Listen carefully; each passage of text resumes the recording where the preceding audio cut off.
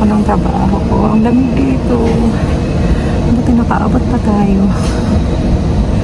Abot pa ako ng dapat on time maalis na to eh.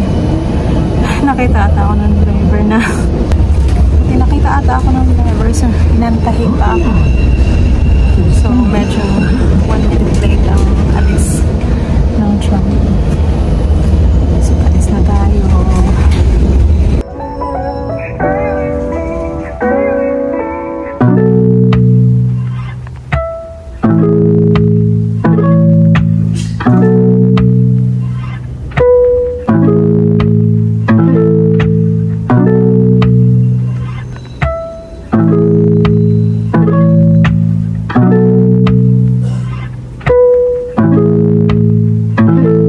Kick.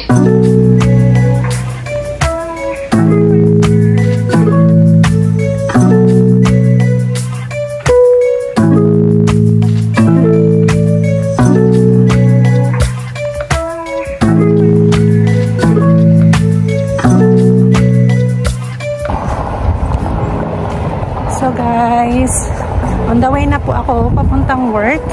Kawababa ko lang ng tram. Tapos ngayon, lakad na tayo for like 6 minutes papuntang work. So, grabe. Ang lamig na dito. Sobrang lamig na dito. Kaya makikita nyo, balot tayo.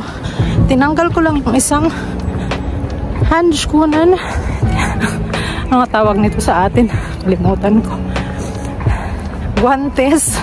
Tinanggal ko yung isa kasi naiinis ako pagka merong ganito. Tapos naghahawak ako ng phone. It's a nice weather today. Maganda yung weather ngayon. Maaraw. Yun ang prediction. Pero kitang-kita nyo naman, sikat ng araw dito sa may bandang side. Left side. So, it's good. Kaya lang, sobrang lamig naman. But yeah, we cannot complain. Enjoy lang natin ang araw ngayon kasi so long as hindi siya umuulan. Ayan. So, mamaya mag-work lang ako for a few hours, then pupunta rin ako ng agency mamaya kasi magsasubmit ako ng mga papers.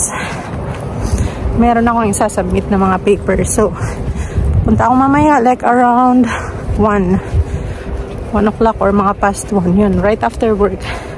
It will be quite a long day for me today kasi after work pupunta ako ng agency, and after bala kong pumunta ng shop kasi may bibili na ako para kay Zik at saka para sa akin na mas importante, may kailangan na akong bilhin. So pakita ko yung nilalakaran ko ngayon.